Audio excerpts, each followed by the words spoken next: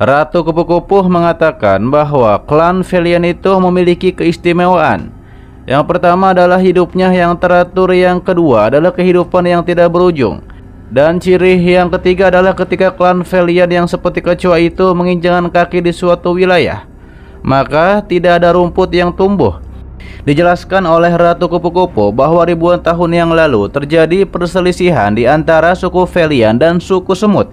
Ketika terjadi pertempuran, tidak ada telur serangga yang luput dari dasar kolam di wilayahnya klan Velian. Ditambah lagi lalat capung memiliki umur yang pendek. Sejak saat itulah jumlahnya menurun drastis dan nampaknya Ratu Kupu-Kupu hanya bisa menerima takdirnya dan menjadi pengikut dari klan Velian tersebut. Terlihat Cuyun mengatakan bahwa dua penguasa bumi hebat itu tidak bisa mengatasi bersama-sama.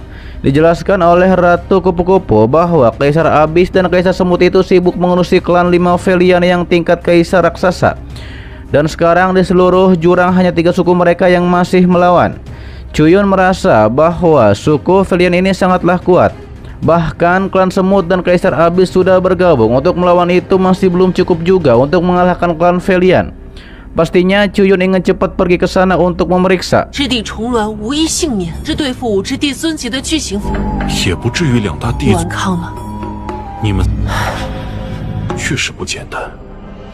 Sementara itu diperlihatkanlah di jurang pertempuran. Kaisar Velian yang adalah Kaisar Kecoa sedang menyuruh pasukannya untuk berperang. Kaisar Kecoa itu mengatakan agar Kaisar Semut menyerah saja. Tapi Kaisar Semut bilang tidak mau menyerah dan mengatakan bahwa kematian dari Kaisar Kecoa akan segera datang. Kaisar Semut mengeluarkan kekuatan tangan besarnya untuk menyerang Kaisar Kecoa. Terjadilah benturan kekuatan yang hebat di antara mereka.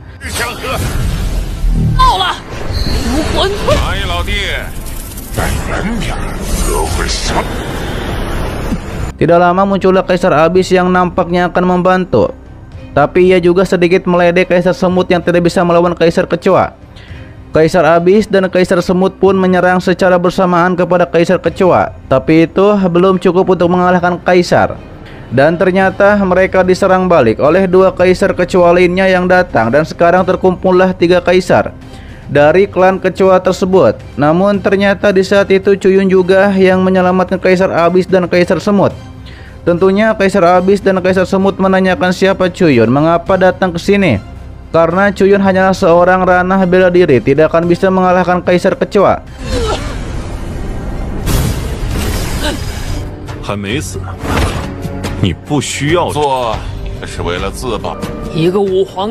Ratu Kupu-Kupu disuruh untuk membawa Cuyun pergi dari sini. Tapi kata Ratu Kupu-Kupu, tonton saja pertandingan yang bagus. Cuyun pun mengatakan bahwa tidak buruk 1 melawan 3, yang artinya ia akan melawan 3 Kaisar Kecoa sekaligus. Hal itu membuat 3 Kaisar Kecoa menertawakan karena beraninya ingin melawan mereka bertiga sekaligus. Namun ternyata Cuyun mengetahui 3 Kaisar Kecoa itu hanyalah ilusi, dan benar saja Cuyun menemukan ilusi tersebut. Dan bersatulah ilusi dari Kaisar Kecoa itu.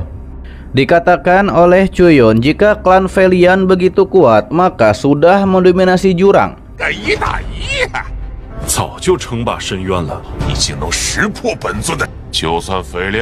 Dikatakan oleh Kaisar Kecoa, bahkan jika ia adalah satu-satunya Kaisar di klan Velian, ia masih bisa mendominasi jurang. Kaisar Kecoa itu meremehkan ia bisa menyakiti Cuyun hanya dengan 1 jarinya. Kaisar Kecoa itu menyerang dengan kekuatannya kepada Cuyun. Namun justru serangan itu dibalikan oleh Cuyun kepada Kaisar Kecoa. Kaisar Kecoa pun heran mengapa Cuyun bisa menangkis gerakannya. Kaisar Kecoa tidak percaya bahwa serangannya dihentikan. Kaisar Kecoa tidak percaya bahwa serangannya dihentikan oleh Cuyun. Ia pun menyerang lagi dan yakin bahwa serangannya tidak akan dibalikan. Namun ternyata sama saja, hanya dengan menggunakan jari Cuyun, serangan dari Kaisar Kecoa dengan mudah dipatahkan.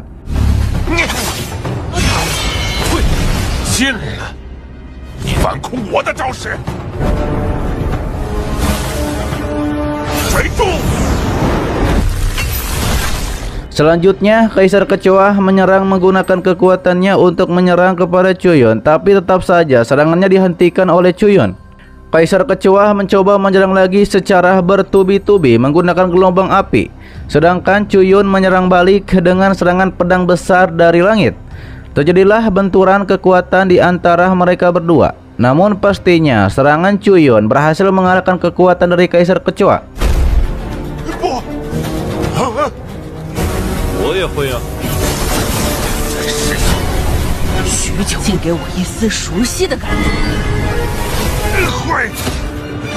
Setelah itu terlihat Kaisar Kecoa sangat ketakutan karena didekati oleh Cuyun.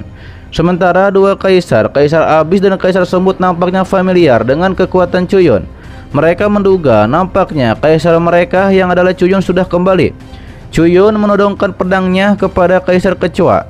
Kaisar Kecoa itu tidak ingin merusak harmonis di antara mereka, dan Cuyun pun membalikkan perkataannya. Sejak kapan mereka memiliki hubungan harmonis? Karena suku Velian itu ingin mendominasi jurang. Tentunya Kaisar Kecoa itu ketakutan dan ia bersedia untuk menjadi bawahan yang paling setia kepada Cuyun. Namun kata Cuyun, tidak semua orang bisa menjadi bawahannya. Kaisar Kecoa pun memberikan harta karun peri, tapi Cuyun ingin harta yang lainnya. Hal itu membuat Kaisar Kecoa ketakutan. Ia pun bersedia dan bersumpah di sini untuk setia kepada Cuyun. Hingga akhirnya Cuyun pun melepaskan Kaisar Kecoa karena Kaisar Kecoa bersumpah untuk menjadi bawahannya yang paling setia.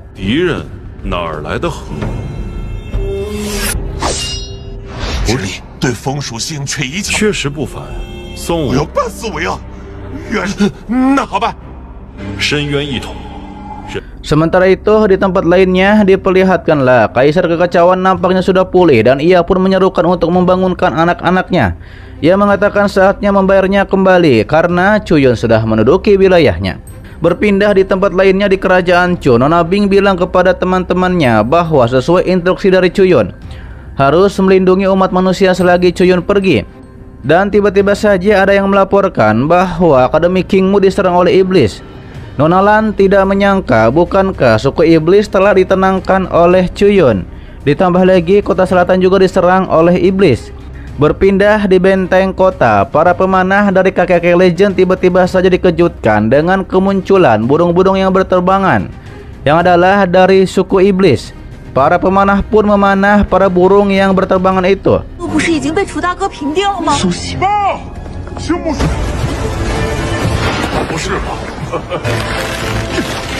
Lalu muncullah salah satu burung yang diranah lebih tinggi menyerang menggunakan kekuatannya. Dan ternyata burung-burung ini adalah bawahan dari Kaisar Kekacauan. Namun untungnya saja benteng kota dilindungi oleh tameng kekuatan yang membuat serangan para burung tidak masuk ke dalam kota. Tameng kekuatan itu ternyata dari 4 guru besar Dongfang dan juga yang lainnya. 4 guru besar lainnya tidak menyangka bahwa burung yang tidak ada di ranah kaisar bisa menyerang seperti ini. Tapi Dongfang meremehkan bahwa di hadapan kekuatan waktunya suku iblis akan kalah. Namun terlihat 4 guru besar itu mendekati burung iblis. Burung iblis meremehkan jika 4 guru besar bisa menyentuhnya maka dinyatakan menang. 4 guru besar menyerang secara bersamaan kepada burung iblis yang membuat tameng di sekitar burung iblis akan hancur. Hingga akhirnya tameng kekuatan itu pun menjadi hancur.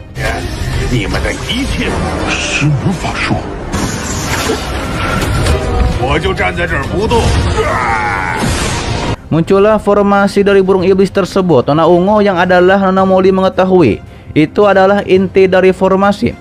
Ia pun menyentuh formasi itu yang menyebabkan semuanya menjadi terhenti seperti waktu berhenti.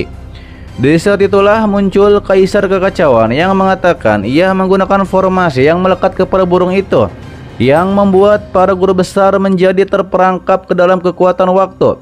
Kaisar Kekacauan langsung menghancurkan tameng dari keluarga kerajaan Dacu. Ia pun berniat untuk menghabisi keturunan dari keluarga Chu. Dan ini juga bisa dianggap sebagai penghiburan bagi Kaisar Yingho yang sudah meninggoy. Terlihatlah muncul teman-teman Cuyun dari istana Kaisar Chu. Kaisar Kekacauan bilang bahwa tameng yang rapuh ini lemah sekali, malah digunakan untuk melindungi istana. Ia meremehkan para guru besar yang tidak becus membuat formasi penghalang yang kuat. Teman-teman Cuyun terkejut, ternyata Kaisar Chaos yang adalah Kaisar Kekacauan tidak meninggoy. Tapi mereka juga sempat ragu sebelumnya karena kekuatan Kaisar Kekacauan masih ada. Walau Kaisar Kekacauan waktu itu sudah dihabisi oleh Cuyun dan Kuangseng.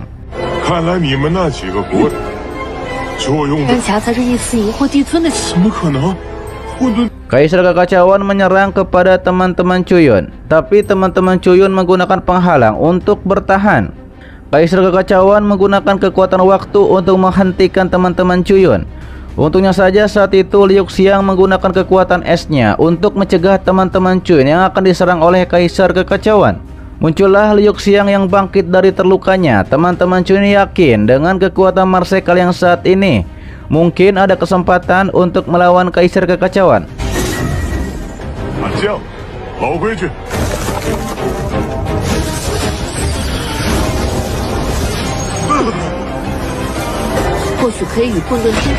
Kaisar Kekacauan meremehkan kekuatan Liu Xiang yang sebenarnya belum pulih, tapi Liu Xiang langsung menyerang. Terjadilah benturan pukulan kekuatan di antara mereka berdua. Tapi setelah itu justru Liu Xiang malah diikat oleh kekuatan dari Kaisar Kekacauan. Saat itu Kaisar Kekacauan menawarkan Liu Xiang untuk bergabung dengannya. Jika bergabung dengannya, maka ia akan memberikan Liu Xiang roh para guru besar yang hebat itu. Dengan begitu, maka Liu Xiang akan menjadi kaisar surgawi seperti dirinya. Namun dikatakan oleh Liu Xiang, melahap sesama temannya untuk kultivasinya diri sendiri itu merupakan tindakan yang tidak tahu malu. Hanya dengan jentikan jari, Kaisar Kekacauan bisa mementalkan Liu Xiang ke bawah.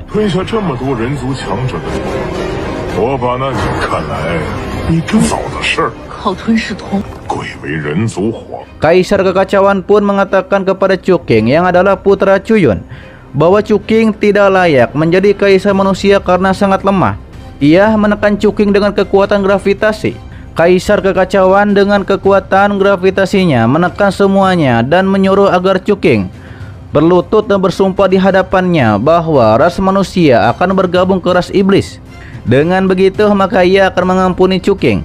Ditegaskan oleh Cuking, jika ia berlutut, bukankah itu menjadikan dia sebagai pendosa abadi sepanjang masa umat manusia? Cuking pun mengeluarkan kekuatannya untuk melawan. Ia menegaskan bahwa ia saat ini masih kaisar umat manusia. Cuking diserang dari dekat oleh Kaisar Kekacauan. Di saat itu Liu Xiang juga membuat tameng kekuatan agar tekanan kekuatan dari Kaisar Kekacauan tidak begitu kuat. Kaisar Kekacauan juga kecewa kepada Liu Xiang yang tidak menerima tawarannya untuk bergabung. Ia pun menyerang penghalang yang dibuat oleh Liu Xiang. Terlihat Liu Xiang yang mendapat serangan dari Kaisar Kekacauan, ia pun cukup terluka. Dan ia pun melihat patung es yang dibuat oleh Cuyun.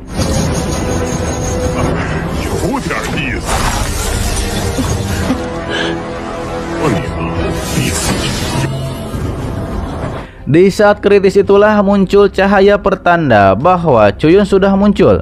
Cuyun mengatakan lama tidak melihat kaisar surgawi yang adalah Kaisar Chaos. Sekarang terlihat agung dan menjadi kaisar surgawi. Tapi apakah bawahan dari Kaisar Chaos mengetahui bahwa bos mereka adalah seorang kanibal? Ternyata Kaisar Kekacauan mengandalkan bawahannya sendiri untuk menjadikannya kuat. Ditegaskan oleh Kaisar Kekacauan, selama ia bisa menjadi lebih kuat, ia tidak akan segan untuk melahap bangsanya sendiri.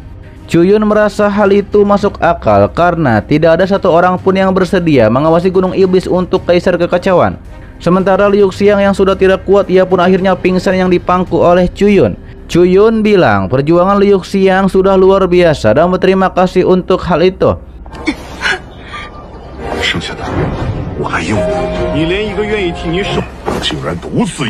Dikatakan oleh Kaisar Kekacauan, bahkan jika Cuyun pandai berbicara, tidak dipungkiri Cuyun hanyalah seorang kaisar bela diri.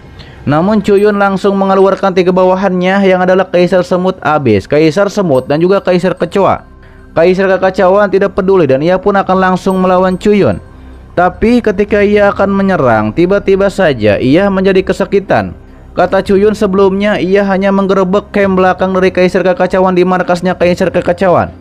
Dan ternyata Cuyun baru saja menghabiskan sebagian dari defenden Kaisar Kekacauan atau yang bisa disebut jiwa dari Kaisar Kekacauan. Diperlihatkanlah sebelumnya Kaisar Abis dan Kaisar lainnya yang adalah bawahan Cuyun menggerebek markasnya dari Kaisar Kekacauan dan mengambil jiwa dari Kaisar Kekacauan di sana. Kaisar Kekacauan menyebut bahwa Cuyun memang pandai dalam strategi. Ia pun meledakkan kekuatannya sambil berbicara, "Apa gunanya menghancurkan kaisar surgawi?"